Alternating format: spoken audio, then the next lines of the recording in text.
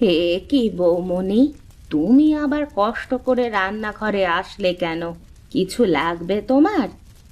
আরে না না পিসিমা, আমার কিছুই লাগবে না। তোমার রান্নার হাত এত ভালো, সেই ঘর থেকে টের পেয়ে গেছি যে তুমি আজ পোলাও রান্না করছো। হ্যাঁ রে মা, বাবাজি বলল যে আজ নাকি তার পোলাও খেতে ইচ্ছে করছে, তাই তো রান্না করে দিলাম।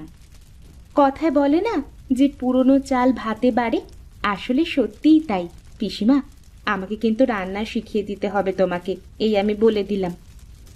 তুমি চাইলেই আমি শিখিয়ে দেব মা। মেয়ে হয়ে রান্না করতে না জানলে যে তার মেয়ে হয়ে জন্ম নেওয়াটাই বৃথা।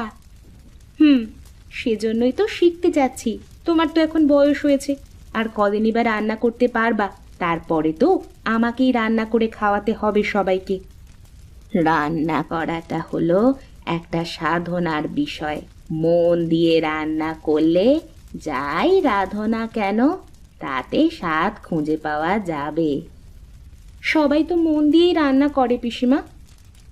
না রে মা, করে না। সব বাড়ির গিন্নিরা যদি মন দিয়ে রান্না করতো, তাহলে কি আর বাড়ির মরদরা বাইরে খেতে চাইতো? তুমি তো দেখি সবই জানো পিসিমা। এত খবর তোমার কাছে কে এনে দেয় বলো তো? কে আর দেবে? এসব তো রোজই দেখি।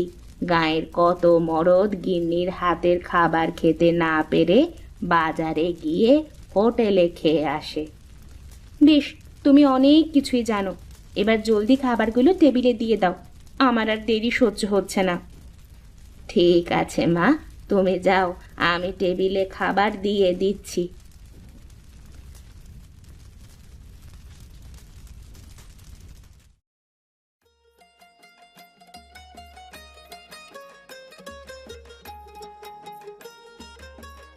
আহা, কি সুন্দর ঘ্রাণ!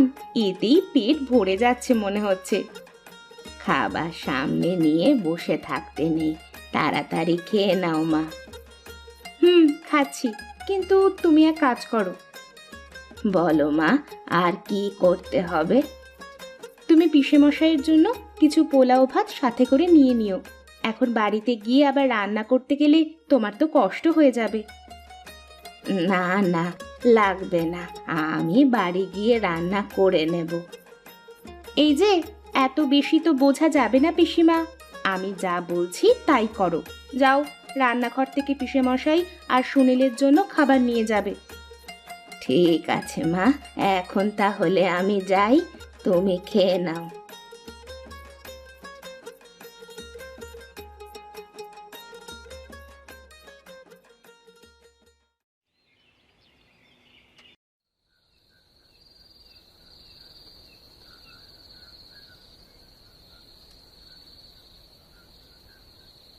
হুম। বাহ, পোলাওটা তো অনেক সুন্দর হয়েছে মা। তুমি রান্না করেছো নিশ্চয়ই? হ্যাঁ, ও বাড়ির সব রান্নাই তো আমি নিজে করি। হ্যাঁ, যাই বলো মা, ও বাড়ির সবাই কিন্তু তোমাকে খুব ভালোবাসে। কিন্তু এই ভালোবাসার কদিন, শরীরের জোর ফুরিয়ে এলে, কাজ করতে না পারলে, তখন আর কেউ ভালোবাসবে না। আমি বলি কি, এখন তো বড় হয়েছিস রে বাবা, একটা কাজ কাম কর, তা না হলে তো কেউ তোর সাথে মেয়ের বিয়ে দিতে চাইবে না। এই দেখেছো মা, বাবা কেমন বিয়ের কথা বলে। আর তাছাড়া আমি তো বলেইছি তোমাদের যে আমার ব্যবসা শুরু করতে পারলে আমাদের আর কোনো দিকে তাকাতে হবে না। হ্যাঁ, সে তো শুনেই আসছি, কিন্তু কবে হবে সেসব শুনি। বাপের ঘাড়ে বসে বসে তো এখনো খেয়ে যাচ্ছ। তুমি আমাকে খাওয়ার খোঁটা দিলে বাবা। তুমি চুপ করো তো। না বাবা, তুই খেয়ে নে, খেয়ে দে ঘরে যা। না মা, আমি আর এই খাবার খাবো না। বাবা আমাকে খাওয়ার খোঁটা দিল। বেশি কথা না বলে চুপচাপ খেয়ে নে বাবা, তারপর যা করবার করিস।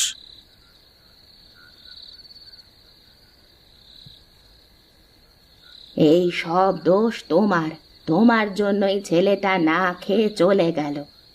যেতে দাও, এই বুড়ো বাবা মায়ের মুখের দিকে তাকিয়েও তো কিছু একটা করতে পারে। এত বলে বলে তো আমি আর পারলাম না।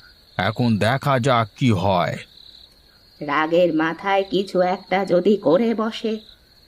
চিন্তা করো না তো, কিছুই করবে না। তুমি খেয়ে দে শুয়ে পড়ো গে।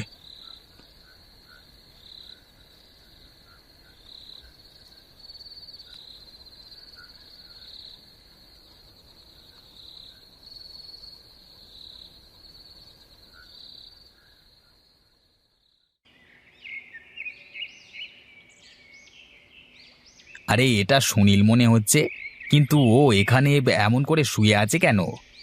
এই সুনীল, ওঠ ওঠ। কি রে, তুই এখানে শুয়ে আছিস কেন? কি কি কি কি- কি হয়েছে? বলছি যে সারা রাত কি এখানে শুয়েছিলি নাকি রে? হ্যাঁ, সারা রাত এখানেই ঘুমিয়েছি। কেন, তোর কোনো সমস্যা? এই দেখো, আমার আবার কিসের সমস্যা? সমস্যা তো তোমার। তা না হলে কি কেউ বাড়ি ছেড়ে এখানে ঘুমায়? আর বলিস নে, কাল একটু শান্তিতে খেতেও পারিনি। সব সময় বাড়িতে ওই বকর বকর শুনতে আর ভালো লাগে না। তাই বলে বাড়ি ছেড়ে রাস্তায় এসে ঘুমাতে হবে? তাহলে কি করব? একবার বাড়ি থেকে বের হয়েছি যখন, আমি আর বাড়িতে ফিরছি না। এবার একটা কিছু করে তবেই বাড়ি ফিরবো। পাগলামি করিস নে সুনীল, আমার কথাটা শোন। বাড়িতে বুড়ো বাপ মাকে রেখে কোথায় যাবি তুই? জানি না, তবে নিজের পায়ে না দাঁড়ানো পর্যন্ত আর ঘরে ফিরবো না। বেশ বেশ, তাহলে চল, আমার বাড়িতে চল। দুটো খেয়ে দে, ঠান্ডা মাথায় চিন্তা করিস। আরে আমারও তো একই সমস্যা। দরকার হলে দুজনে একসাথেই শুরু করব, বুঝলি?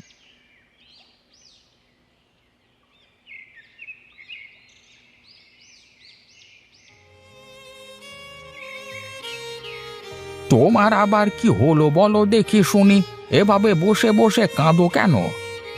তোমার জন্য ছেলেটা আমার সারা রাত বাড়িতে ফেরেনি। কোথায় কি করছে কে জানে। কোথায় আর যাবে? দেখো, কোনো বন্ধুর সাথে বসে বসে আড্ডা দিচ্ছে মনে হয়। দুমুঠো ভাত ও শান্তি করে খেতে দিলে না তুমি ছেলেটাকে। সব সময় কি বলা লাগে সব কথা? তা তোমার ছেলেকে পাই কখন বলো, যে তখন বলবো আমি? তাই বলে খাওয়ার সময় বলতে হবে? তুমি যাও, একটু দেখে আসো পাগলটা আমার কোথায় গেল। আমার পারার মতো নেই, আর শরীরটার ভেতরেও ঠিক ভালো লাগছে না। পারলে তুমি যাও। এই কথাই তো বলতে পারো শুধু। তোমার তো আর কিছু করার মুরদ নেই। কাজ কাম করে এনে তো আমি খাওয়াই তোমায়। এই যে শুরু হয়ে গেল, সারা জীবন তো আমি কামাই করে এনে খাইয়েছি পরিয়েছি তোমাদের। কই, আমি তো কখনো বলিনি, আর এখন আমাকে খোঁটা শোনাচ্ছ? তোমার সাথে কথা বলাই বৃথা। থাকো তুমি, আমি চললাম।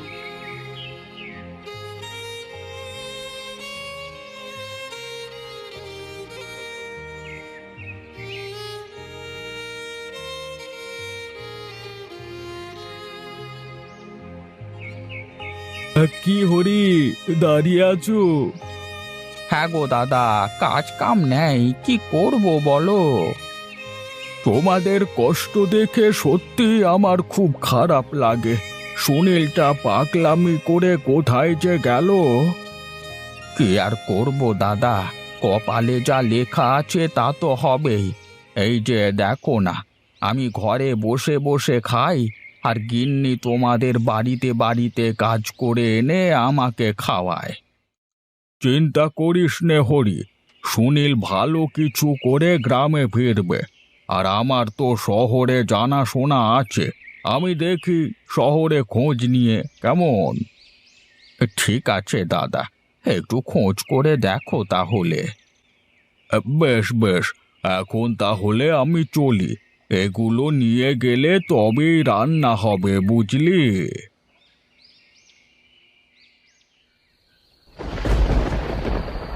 বুঝলে গিন্নি, আজ বেশ বৃষ্টি হবে মনে হয়। হলে আর কি করা যাবে?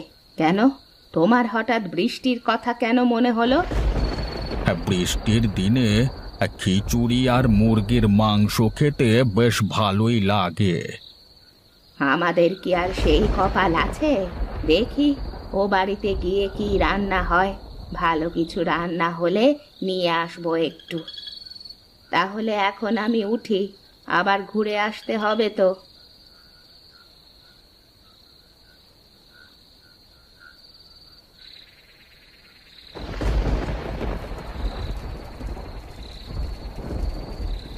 পিসিমা, আজ একটু খাবার বেশি করে রান্না করবে তো।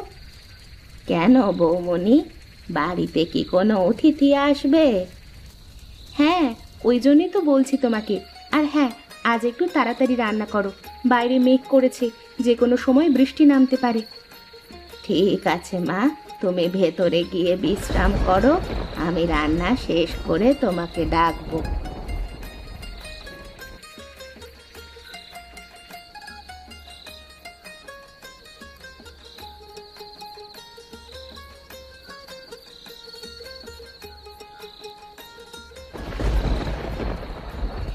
বৌমণি, আমার রান্না শেষ, সব খাবার টেবিলে রাখা আছে।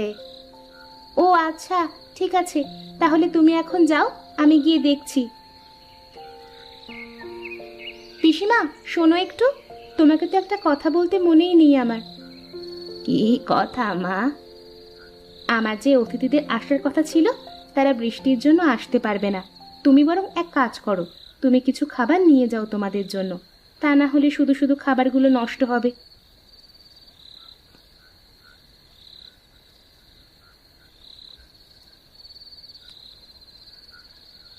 আমি তোমাকে যত দেখি ততই অবাক হই রে মা।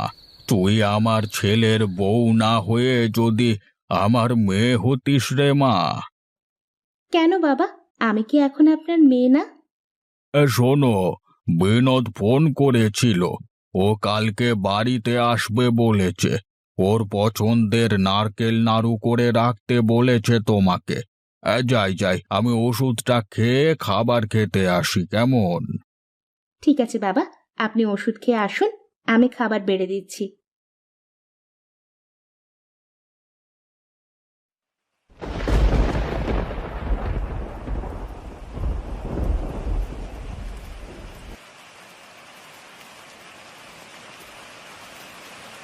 কি গো, তুমি এভাবে কাঁদো কেন?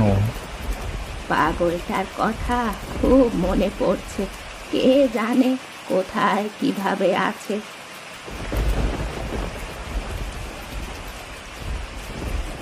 ওগো দেখো, এ কে? আমার সুনীলের মতো মনে হচ্ছে না?